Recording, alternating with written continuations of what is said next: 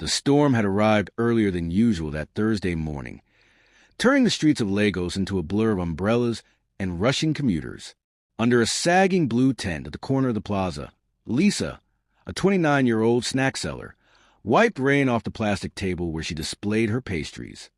What bothered her wasn't the rain, but the envelope she kept opening and closing in her apron pocket. Inside were the last 4,000 naira she had left for the week. And at home, bills were piling up higher than the clouds above her. For months, Lisa had barely slept. She worked 10-hour days, 7 days a week, yet her bank balance shrank like water leaking from a cracked bucket. 2 years earlier, she had left a catering job to start her own street stall. In the beginning, the freedom felt empowering. She sold well, her customers adored her cheese buns, and she believed she was finally building something of her own. But she had made one mistake. Every coin she earned and every coin she spent all flowed through the same pocket. Rent, groceries, ingredients, transportation, kid supplies, electricity, stall materials, everything mixed together until she couldn't tell what belonged where. Within a year, she was borrowing money from friends, and soon after she owed a microcredit company nearly 50,000 naira, paying interest every month without seeing the principal shrink.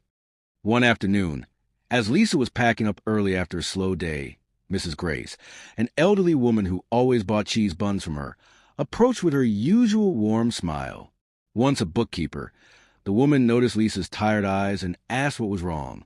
The question cracked something open. Lisa poured out everything: the debt, the stress, the fear of failing her 8-year-old son. The old woman listened and then said gently, "Have you ever tried giving your money a job before it leaves your hands?" Lisa frowned. "A job?" Mrs. Grace explained a budgeting method she used to teach years ago, an envelope system. Write down every necessary category in your life. Decide in advance how much goes into each one. Place that amount into labeled envelopes and treat the money in each as sacred. When an envelope empties, that category is done until the next cycle. That night, after her son fell asleep, Lisa sat at the kitchen table with a notebook and fear in her stomach. She listed every essential expense, then her average monthly income. The numbers were painfully close. Too close. But she bought a pack of envelopes the next morning and labeled them anyway. The first month was messy. Unexpected school fees, a supplier demanding early payment, a day of rain-canceling sales. Normally she would have grabbed money from anywhere, but now the envelopes forced her to stop, breathe, and rethink. She asked a client for a deposit on a large order.